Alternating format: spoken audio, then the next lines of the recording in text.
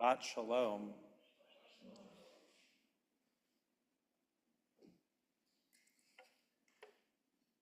Last week was a hard one in the Jewish community, and I thank Cantor Kittrick for sharing my message about remembering the slain hostages. This week also saw funerals in Israel, and we are heartbroken on their behalf. These events remind us of the need and power of community. This is not a time to be alone. We need each other. Rabbi Zupan and I were in Tucson, Arizona last Shabbat. We went to services at Kol Ami, the Reform Synagogue there. We needed to be with Jewish community on Shabbat and also to say Kaddish for the Bibas family. What we didn't expect was that it was going to be Rodeo Shabbat.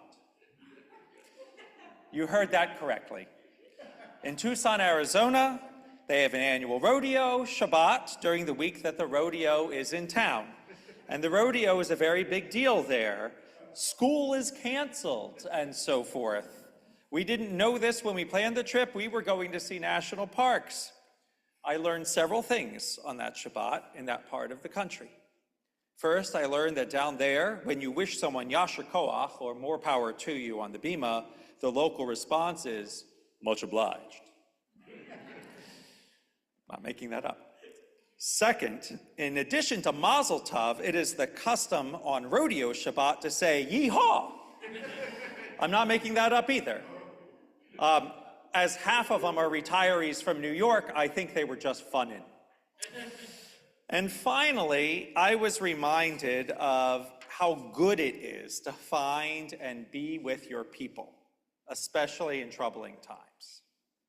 It didn't matter which sanctuary we were in. It mattered who we were with and that we were in a sanctuary together. We created a feeling of safety and sanctuary for each other. As we stood together lighting candles, having a Shabbat dinner of burgers and baked beans, and singing Misha Beirach, as East Coast Jews, we felt both rather alien and completely at home. There was also something to be said about the values of the place, not only from the pride flag at the door and the hospitality we enjoyed, but that we concluded the service with singing, "This Land is Your Land" by Woody Guthrie. If you haven't looked at the lyrics in a long time, look them up. In this respect, their sanctuary was just like ours, but with more cowboy hats. In this week's Torah portion, Terumah, God instructs the Israelites to create a mishkan, or a sanctuary. This was a tent that served as their place of worship in the wilderness, or on the trail, if you will. The Israelites were commanded by God to bring me gifts by anyone whose heart so moves them. From these freely offered donations, they made an ark of acacia wood, overlaid with gold to hold the tablets of the Ten Commandments. I saw a lot of acacia wood in the desert, by the way. They also made a golden menorah, a table for spices and challah, and curtains of blue, purple, and scarlet linen with silver rings, wooden planks, and copper stakes. One of the most famous lines from the portion, from the Parsha, is that God says, "Make me a sanctuary that I might dwell among them." V'asu li mikdash v'shachanti b'tocham. God does not say that I may dwell in it, the building, but among them, the people. The people are our safety net, not bricks and mortar or silver and gold. A congregation is made of human beings, not a building. We need to find our people, safe people, with whom we can speak freely for our own self-care and resilience. That, I think, is the ultimate message of the Torah portion and what we need to hear today. Find your people. In the commentary, Degel Machne Ephraim, Rabbi Moses Chaim Ephraim of Sudulikov teaches that the word for the planks of the tabernacle, kerashim, use the same letters as the word for connections, kesharim. The connecting planks were made from acacia wood, and the planks needed to be standing upright, atse shitim omdi.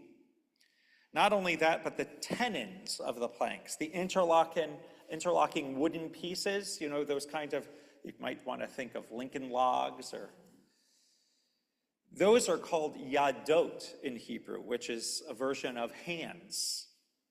In other words, when you put that all together, the walls of the sanctuary were made of connecting planks, standing and supporting one another, holding hands. That's why Rabbi Moshe teaches the planks represent people. And he says not only that, but connect yourself to God, the Creator, who tells us to choose life. Now is a time when we are craving community. We need to find our people, hopefully here at Temple Sinai, but also in other walks of life and our respective wanderings.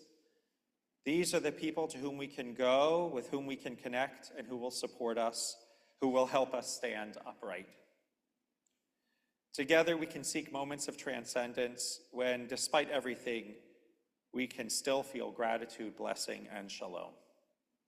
And we can also remember that generations of the Jewish people have been there for each other for thousands of years, time after time. Shabbat shalom.